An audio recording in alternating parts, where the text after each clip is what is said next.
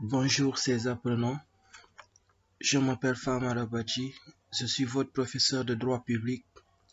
Je suis chargé de vous dispenser le cours de droit constitutionnel qui revêt d'une importance capitale pour tout apprenant. La séance d'aujourd'hui va porter sur la vie de la Constitution. Il s'agira alors de mettre l'accent sur l'établissement des constitutions d'une part et d'autre part nous évoquerons le principe de la révision constitutionnelle.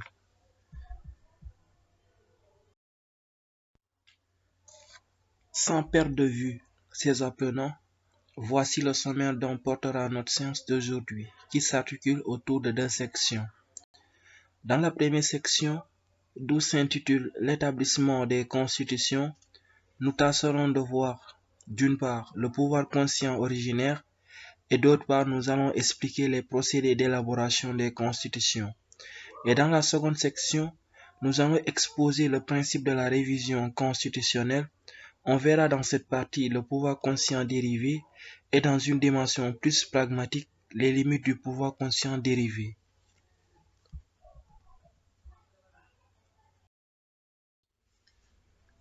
L'établissement de la Constitution appartient au pouvoir constituant originaire.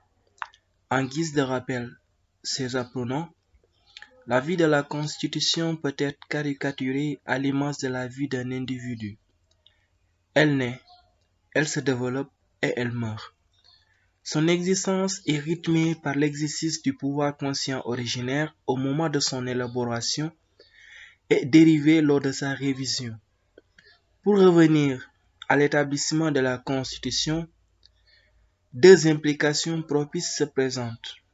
La première implication est relative à l'intervention du pouvoir conscient originaire et la deuxième implication est subordonnée aux modalités d'exercice que nous verrons d'une part et d'autre dans la suite de cette séquence du cours.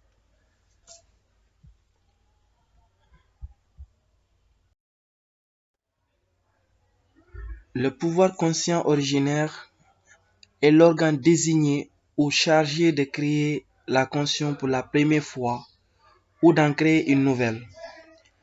Donc, il intervient dans un contexte où il y a un vide juridique, mais aussi lorsqu'il y a une absence d'ordre constitutionnel. Je donne un exemple bien précis. Les États africains issus de la décolonisation, il a fallu pour eux aller à l'indépendance pour la plupart. Il fallait construire quelque chose de nouveau. Il fallait créer l'État du Sénégal, l'État de la Côte d'Ivoire, ainsi de suite, l'État du Burkina Faso. Et donc, pour ces dirigeants, ils ont eu un recours à un outil fondamental communément appelé le pouvoir conscient originaire afin de mettre en place une nouvelle constitution ou bien de mettre en place un nouveau ordre juridique. Lorsque le pouvoir conscient originaire a agi pour la première fois au Sénégal dans le cadre du Sénégal indépendant, on a eu en ce moment un recours au pouvoir conscient originaire.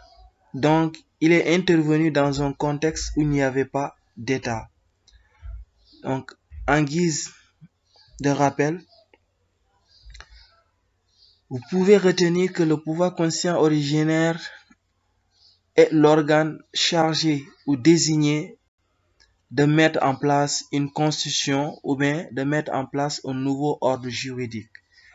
Voilà ce qu'on pouvait retenir dans cette partie intitulée le pouvoir conscient originaire comme fondateur d'un nouveau État ou bien d'un nouveau ordre juridique constitutionnel.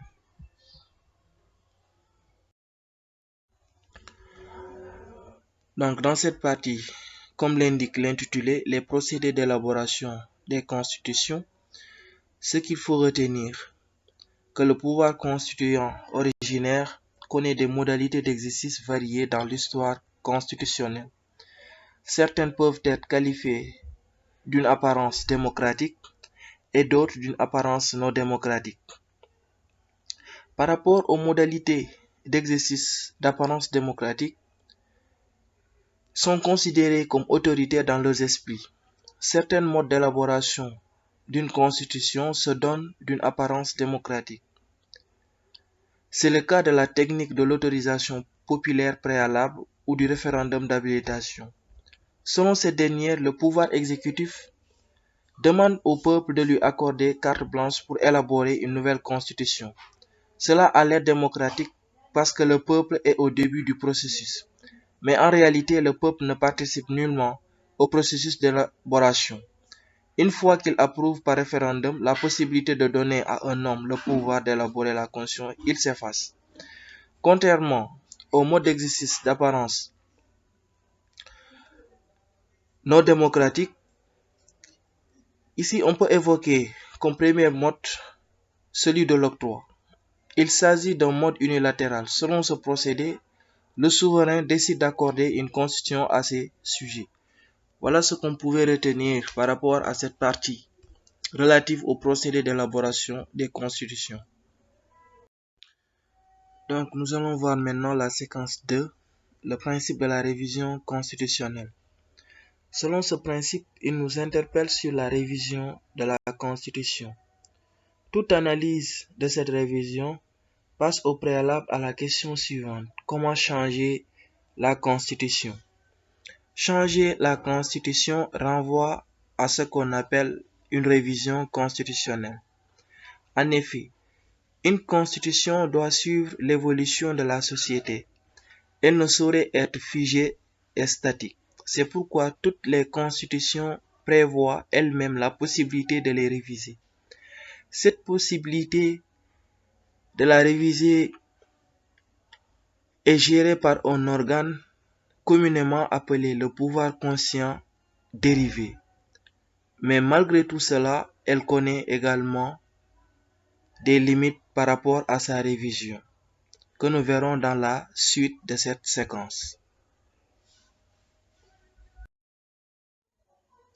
Donc, au niveau du grand A, nous allons parler maintenant du pouvoir constituant dérivé. C'est quoi le pouvoir constituant dérivé? Le pouvoir constituant dérivé est l'organe chargé de modifier ou d'aménager l'ordre juridique constitutionnel existant.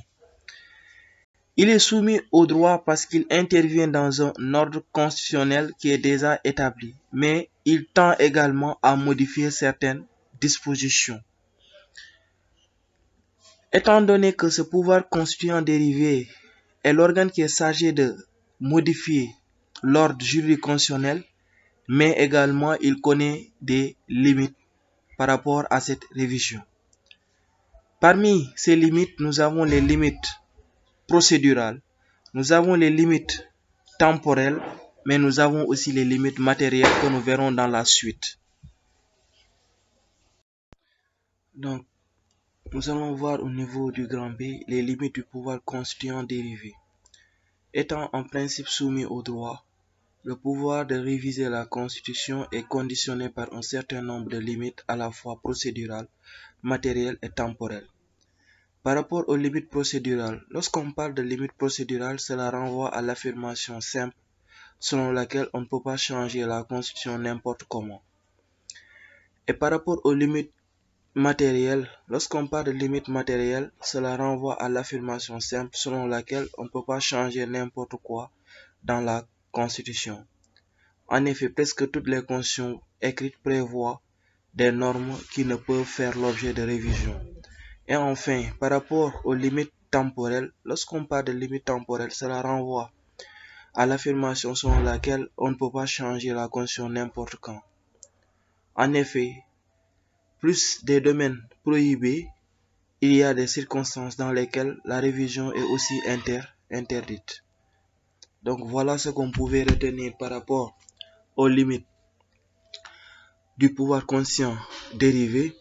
Merci, chers étudiants, pour le temps dont vous m'avez accordé dans cette séance du cours. On se donne rendez-vous à la prochaine pour une autre séance qui portera sur l'État, qui est également un sujet de prédilection du droit constitutionnel.